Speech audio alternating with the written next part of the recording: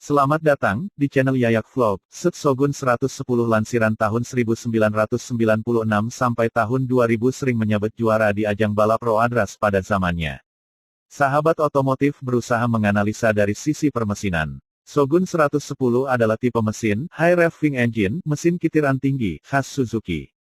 Bisa dilihat dari spek panjang langka atau stroke yang nilainya 48,8 mm seperti Satria FU dan FI, serta Thunder 125 dan GSX 150R.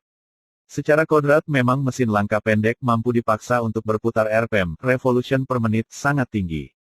Selanjutnya akan dibahas apa saja hal pendukungnya yang membuat dia bisa mencapai topset 120 km per jam on speedo dalam keadaan standar dan 130 km per jam dalam keadaan tuning settingan boros dan knalpot racing, padahal motor tua berkapasitas 110 cm3.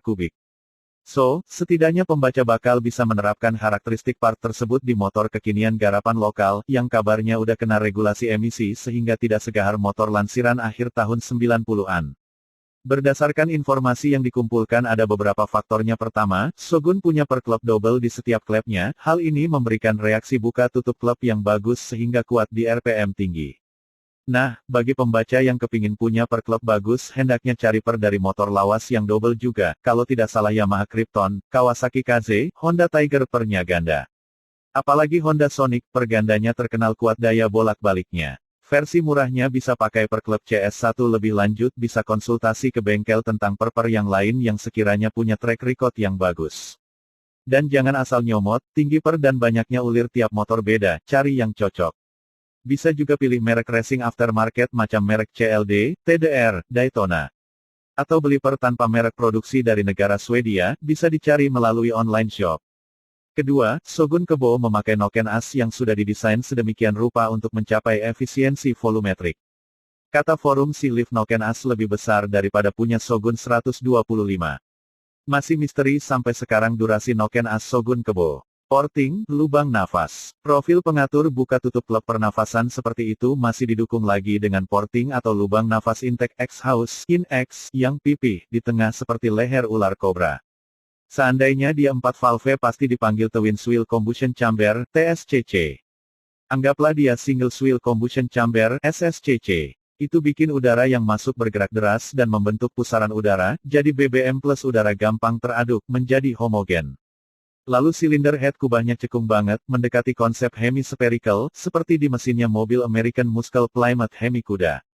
Jadi bisa pasang klep besar dan sudut klep bisa miring banget. Itu memberikan 3 manfaat. Klep besar bikin udara banyak masuk, klep miring bikin udara masuk tetap deras karena kan belok dulu udaranya ke arah kemiringan itu. Sedangkan kubah cekung bisa bikin arah ledakan jadi lurus seperti lampu senter kena pantul di reflektor cekung center. Ketiga, Shogun punya karburator yang terbilang oke, dengan nilai kepresisian tinggi, Mikuni VM17. Dengan karbu ini dia mengklaim power yang dihasilkan adalah 10 PS, beberapa bebek 125 cc cuma 9,8 PS tenaganya. Shogun 110, cuma kalah torsi saja dibanding 125 cc zaman now.